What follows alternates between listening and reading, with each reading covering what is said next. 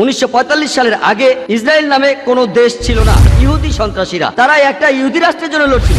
আজকে এই প্যালেস্টাইনিদের সন্ত্রাসী বলা হচ্ছে কেন? ইসরায়েল নিয়ে ডক্টর জাকির নায়েকের কঠিন হুঙ্কার। 1945 সালের আগে ইসরায়েল নামে কোনো দেশ ছিল না। হিটলার তিনি ইহুদিদের বের করে দিয়েছিলেন। প্যালেস্টাইনিরা তাদের স্বাগতম জানিয়েছিল। ধরেন আপনার বাসায় একজন মেহমান আসলো, অচেনা সেই লোককে আপনি বাসায় থাকতে দিলেন, আর কিছুদিন পর সে আপনাকে বাসা থেকে বের করে দিল। আপনি দরজার সামনে বলতে থাকলেন আমার ঘর ফেরত চাই, ফেরত দেন। লোকে আপনাকে বলবে সন্ত্রাস। আসসালামু আলাইকুম, আশা করি আপনারা সবাই ভালো আছেন। নতুন ভিডিওতে সবাইকে আবারও স্বাগতম। ভিডিও সেকেন্ডে বেশি কথা বলে সময় নষ্ট করব না, দেখলাম আমরা ভিডিও ফুটেজে চলে যাব। কারণ ডক্টর জাকির নায়েক ইসরায়েল নিয়ে এমন কিছু কথা বললো, অতীতে কি করছে ইসরায়েল, সেগুলো শুনলে আপনারা পুরাই অবাক হয়ে যাবেন। জাস্ট ভিডিও স্কিপ না করে ফুল দেখুন, দেখলেই সবকিছু বুঝতে পারবেন। 1945 সালের আগে ইসরায়েল নামে কোনো দেশ ছিল না। ইহুদি সন্ত্রাসীরা, তারা একটা ইহুদি রাষ্ট্রের জন্য লড়ছিল। আজকে এই প্যালেস্টাইনিদের সন্ত্রাসী বলা হচ্ছে কেন? সন্ত্রাস শব্দটাকে কোনো সংজ্ঞা দেয়া খুবই কঠিন। এই শব্দটার অনেকগুলো সংজ্ঞা আপনারা পাবেন, আর অনেক সংজ্ঞায় পরস্পর বিরোধী। সংজ্ঞা জিনিসটা আসলে বায়বীয়, এটা বিভিন্ন সময়ে বদলায়, আর বদলানোর কারণ ভৌগোলিক অবস্থান এবং ঐতিহাসিক ঘটনা। সন্ত্রাস শব্দটার সংজ্ঞা দেয়া খুবই কঠিন, তবে অক্সফোর্ড ডিকশনারি অনুযায়ী বলা হচ্ছে যে সন্ত্রাস হলো কোনো হিংসাত্মক কাজের মাধ্যমে কোনো রাজনৈতিক লক্ষ্য অর্জন করা বা কোনো সরকারকে কোনো পদক্ষেপ নিতে বাধ্য করা। এই সন্ত্রাস শব্দটা প্রথমবারের মতো ব্যবহার করা হয়েছিল 1790-এর দশকে, সে সময় ফরাসি বিপ্লবে। আর এই 1790-এর দশকে একজন কূটনীতিক, এডমান্ড বার্ক, একজন ব্রিটিশ কূটনীতিক, তিনি এই শব্দটা দিয়ে বুঝিয়েছিলেন সে সময় ফ্রান্সের জ্যাকোবিন সরকারকে। আর 1793 থেকে 94 সাল পর্যন্ত বলা হয়ে থাকে সন্ত্রাসের শাসনকাল, সন্ত্রাসের সময়কাল। আর ম্যাক্সিমিলিয়ান রবসপিয়ার তিনি ছিলেন এই সরকারের প্রধান। আর এই সময়ের মধ্যে তিনি হাজার হাজার মানুষকে হত্যা করেছিলেন, তিনি গিলোটিন চড়িয়েছিলেন হাজার হাজার নিরীহ মানুষকে। ইতিহাস এখন আমাদের বলে যে রবসপিয়ার তখন 5 লক্ষেরও বেশি মানুষকে অ্যারেস্ট করেছিল, আর তার মধ্যে 40,000 মানুষকে হত্যা করা হয়েছিল। 2 লক্ষেরও বেশি মানুষের হয়েছিল নির্বাসন, আরও 2 লক্ষেরও বেশি মানুষ জেলখানার ভেতরে অনাহারে আর অত্যাচারে মারা গেছে। তাহলে এই সন্ত্রাস শব্দটা প্রথম ব্যবহার করা হয়েছিল ফরাসি বিপ্লবের সময়, বিপ্লবীদের বোঝানোর জন্য। আজকে আমাদের আন্তর্জাতিক মিডিয়া আছে, আর সেখানে একটা কমন স্টেটমেন্ট সেটা দেয়া হচ্ছে বারবার, বিশেষ করে পশ্চিমা মিডিয়ায়। আর সেই স্টেটমেন্টটা হলো সব মুসলমানই সন্ত্রাসী না, তবে সব সন্ত্রাসী মুসলমান। আর এই স্টেটমেন্টটা এখন ইন্ডিয়াতেও চলে এসেছে, বিশেষ করে 2006 সালে 11 জুলাইয়ের পর বোম্বেতে ট্রেনের ভেতরে সেই বোমা বিস্ফোরণের পর, বিশেষ করে বোম্বেতে। আর এখন আমরা দেখি যে এমনকি ইন্ডিয়াতেও, বিশেষ করে বোম্বেতে, লোকজন একই কথা বলছে বারবার যে সব মুসলমানই সন্ত্রাসী নয়, তবে সব সন্ত্রাসী মুসলমান। আসুন আমরা দেখার চেষ্টা করি যে ইতিহাস আমাদের কি বলে, আর সন্ত্রাসী হামলা নিয়ে পৃথিবীর ইতিহাসে যে রেকর্ডগুলো আছে সেগুলো আমাদের কি বলে। এখন আমরা রেকর্ডগুলো দেখি। 19বিংশ শতাব্দীতে আমরা এমন কোনো সন্ত্রাসী হামলা খুঁজে পাই না যেটা মুসলমানরা করেছে।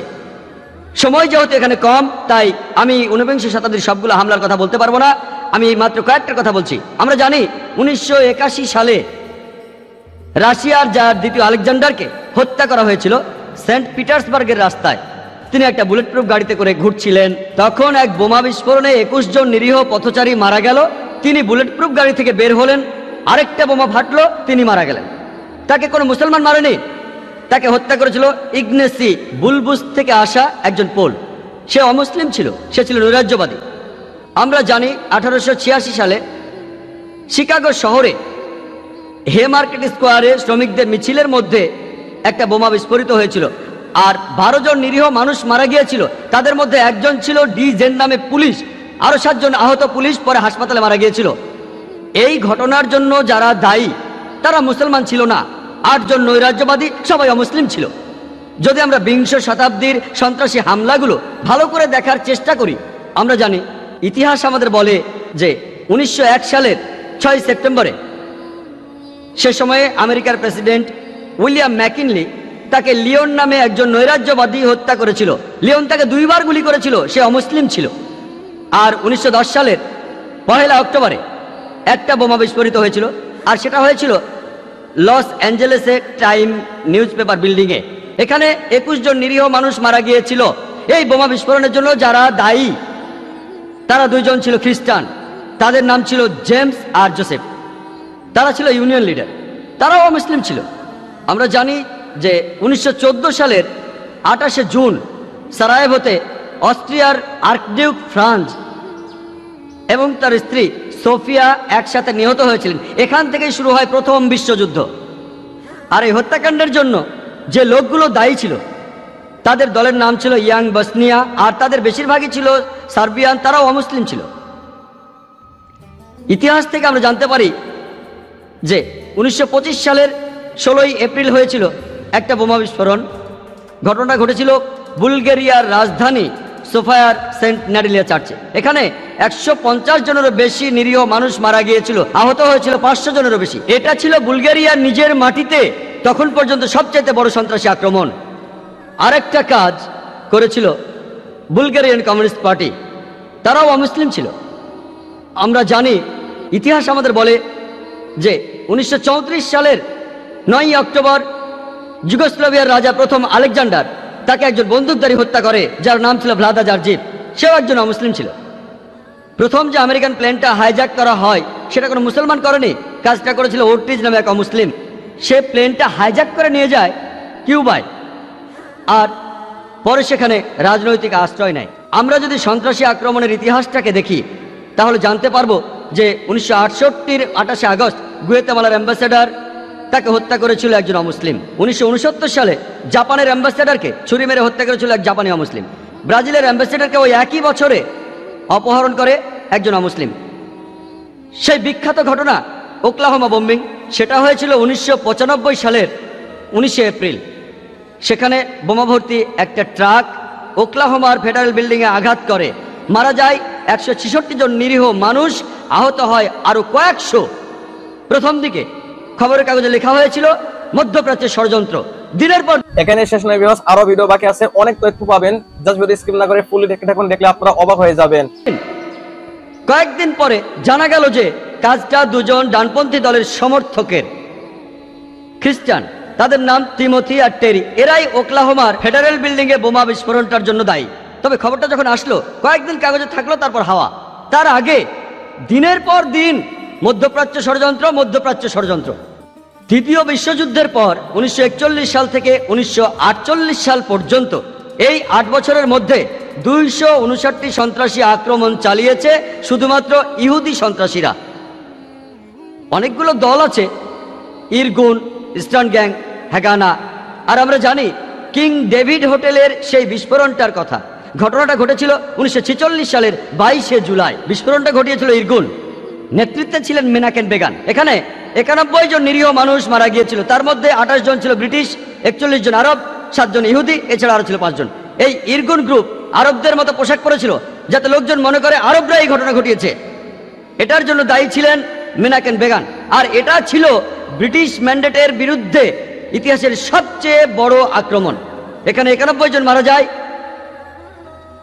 আর সেই সময়টাতে মেনাকেন বেগান তাকে 1 নম্বর সন্ত্রাসী বলে অভিহিত করেছে খোদ ব্রিটিশ সরকার। পরবর্তীতে কয়েক বছর পরে তিনি হলেন ইসরায়েলের প্রধানমন্ত্রী, আর তার আরো কিছুদিন পরেই তিনি শান্তিতে নোবেল প্রাইজ পেলেন। চিন্তা করেন, যে মানুষটা খুন করেছে হাজার হাজার নিরীহ মানুষকে, সে প্রধানমন্ত্রী হয় ইসরায়েলের, আর কয়েকদিন পরে নোবেল প্রাইজ পায় শান্তিতে। আর তখন এই সন্ত্রাসী দলগুলি যেমন ইস্টার্ন গ্যাং, ইরগুন, হ্যাগানা, এই সব দলগুলি আর নেতারা যেমন Isaac Rabin, Menachem Begin, Ariel Sharon, এরা সবাই পরে ইসরায়েলের প্রধানমন্ত্রী অথবা উচ্চপদস্থ কর্মকর্তা হয়েছিলেন। আর এরা সবাই যুদ্ধ করেছিল একটা ইহুদি রাষ্ট্রের জন্য। যদি পৃথিবীর ম্যাপটা দেখেন, 1945 সালের আগে ইসরায়েল নামে কোনো দেশ ছিল না, ইসরায়েল দেশটাই ছিল না।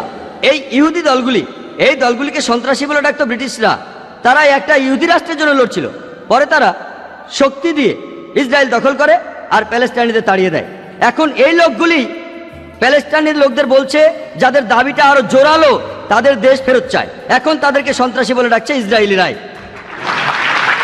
চিন্তা করেন, হিটলার 60 লক্ষ ইহুদি মেরেছিলেন। তিনি ইহুদিদের বের করে দিয়েছিলেন। তারা প্যালেস্টাইনে যাবে কেন? প্যালেস্টাইনিরা তাদের জ্ঞাতি ভাইদের আমন্ত্রণ জানিয়েছিল, তারা যদি কোনো দেশ চায় তাহলে জার্মানিতে ফিরে যাওয়া উচিত, ইউরোপে যাওয়া উচিত। চিন্তা করেন, প্যালেস্টাইনিরা তাদের স্বাগতম জানিয়েছিল। ধরেন আপনার বাসায় একজন মেহমান আসলো, অচেনা সেই লোককে আপনি বাসায় থাকতে দিলেন, আর কিছুদিন পর সে আপনাকে বাসা থেকে বের করে দিল। আপনি দরজার সামনে বলতে থাকলেন, আমার ঘর ফেরত চাই, ফেরত দেন। লোকে আপনাকে বলবে সন্ত্রাসী।